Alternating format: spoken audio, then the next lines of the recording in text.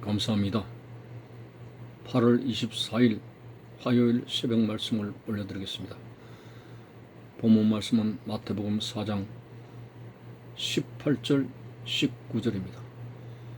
갈릴리 해변에 다니시다가 두 형제 곧 베드로라 하는 시몬과 그의 형제 안드레가 바다에 그물 던지는 것을 보시니 그들은 어부라. 말씀하시되 나를 따라오라.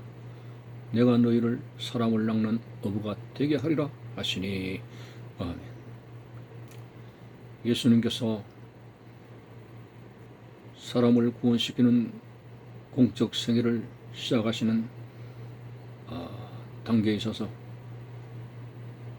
자신의 사역을 이제 같이 동행할 수 있는 제자들을 불렀습니다.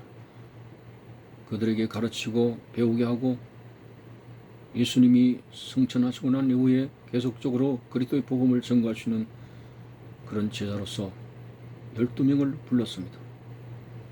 오늘 본문에 갈릴리 해변에 다니시다가 베드로라 하는 시몬과 그의 형제 안드레가 바다에 그물 던지는 것을 보시니 어부라.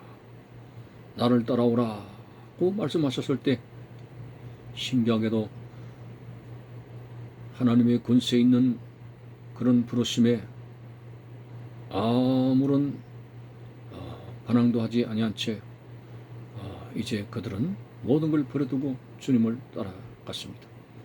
자, 오늘 여기에서 12제자의 자리가 이게 보통 자리입니까? 주님께서는 천국에서 12보다에 앉아서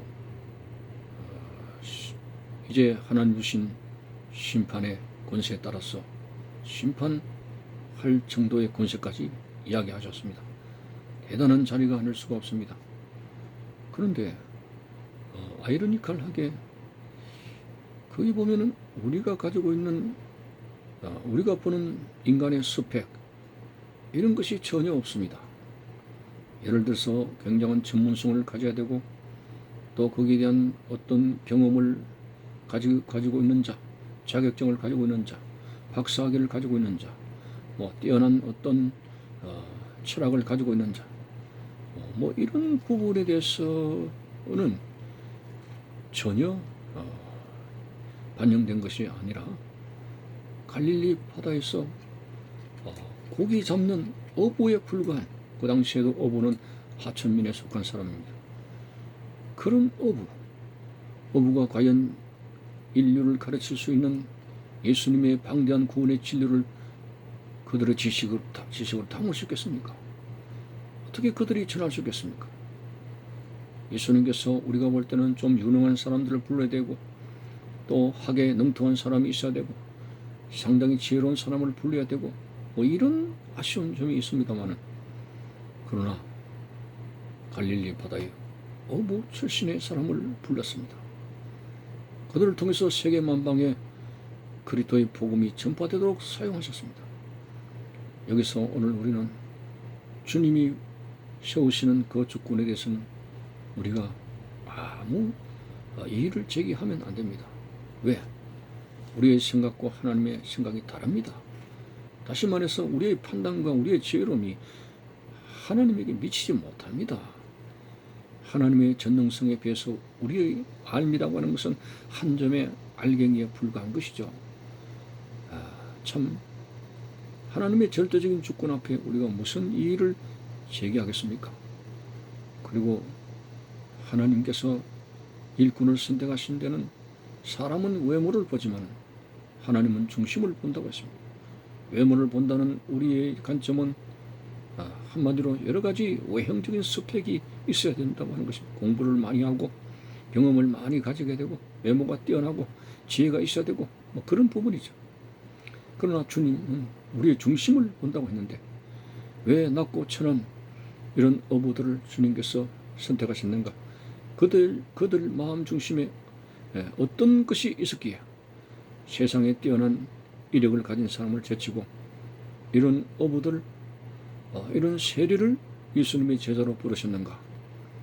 우리가 말씀을 통해서 끄집어낼 수 있는 것이 바로 그 제자로 부름받은 사람들의 외모가 아니라 그 중심에는 상한 마음, 상한 심령이 있고, 그리고 주를 위해서 기꺼이 목숨도 내놓을 수 있는 헌신이 있고, 그리고 모든 영광을 하나님께 돌리며 자기의 힘이라 하지 아니하고 자기의 경험을 의지하지 아니하고 철저히 하나님을 의지하며 사역할 수 있는 그 중심을 가졌기 때문에 오늘 세상 사람들이 말하는 학력이나 그런 것들 보지 않았습니다. 자, 기드온 용사와 같은 그런 상황에서도 32,000명이 이제 아시리아 군대와 싸우겠다고 나왔습니다. 미디안 군대와 싸우겠다고 나왔습니다. 자, 그때 하나님은 너무 많다고 하십니다. 32,000명이요. 예. 그 당시에 쳐들어왔던 미디안 군대가 13만 명 5천 명입니다. 13만 5천에 대해서 32,000명이 뭐가 많습니까? 거기다가 10,000명을 돌려보내고 남은 22,000명에서 또 추려서 300명으로 추렸습니다. 이 300명을 가지고 싸우겠다고 하시는 거예요.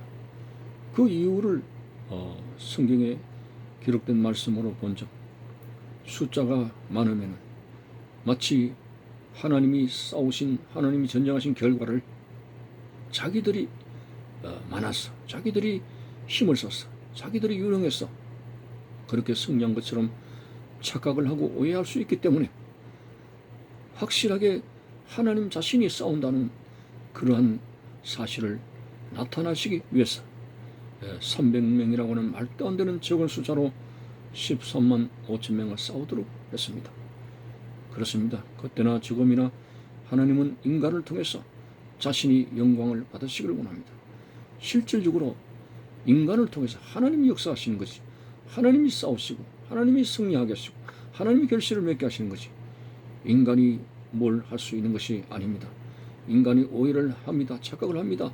내가 무엇이 된 것처럼 그렇게 내세웁니다마는 오늘 또 하나님은 사람을 통해서 역사하시고 사람을 통해서 하나님이 하십니다. 저 애굽에서 나온 이스라엘 백성들이, 우리가 인간적으로는 모세와 아론이 대단한 역할을 했고 그들이 이스라엘 백성들을 인도했던 영도자라고 말을 합니다만, 그러나 시편에서는 분명히 말씀합니다. 하나님께서 모세와 아론의 손을 통해서 이스라엘 백성들을 인도하셨다라고 되어 있습니다. 인간은 어디까지나 연장에 불과합니다. 연장이 마치 주인 행세를 해서는 안 됩니다.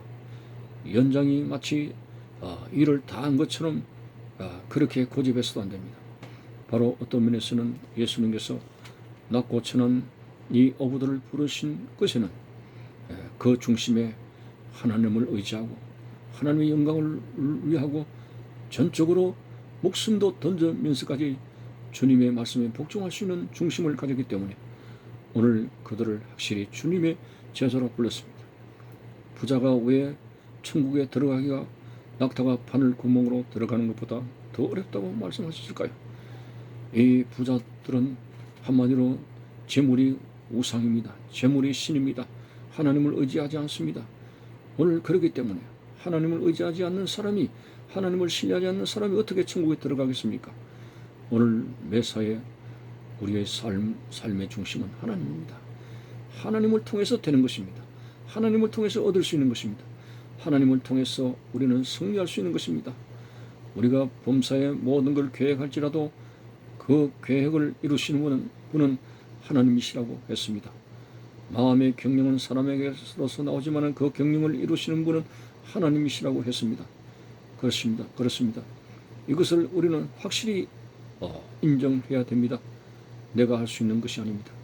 여러분들이 하나님의 일꾼이 될 수 있는 그런 중요한 요건은 외모가 아닙니다. 경험이 아닙니다. 지식이라고 하는 스펙도 아닙니다.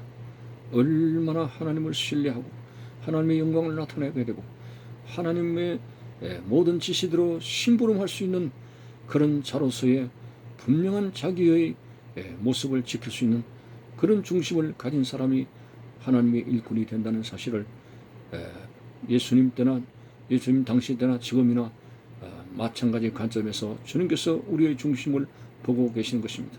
저 다윗이 말도 안 되는 그러한 체격의 차이가 났지만은 골리앗과의 전쟁에서 신분주의와 인본주의 전쟁에서 하나님을 철저히 의지하고 물맷돌 가지고 나갔던 다윗이 승리한 것은 바로 인본주의가 깨어집니다.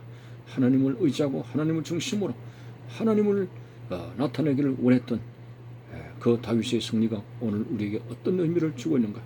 오늘 우리 중심이 주님이 바라시는 그 중심이 바로 하나님을 의지하게 되고 하나님의 영광을 나타낼 수 있는 그런 하나님 중심적인 하나님께 영광을 돌릴 수 있는 하나님을 의지할 수 있는 하나님을 위해서 되어진다는 이 승리 사상을 가지고 살아가는 여러분들 되시기를 바라는 것입니다. 감사합니다.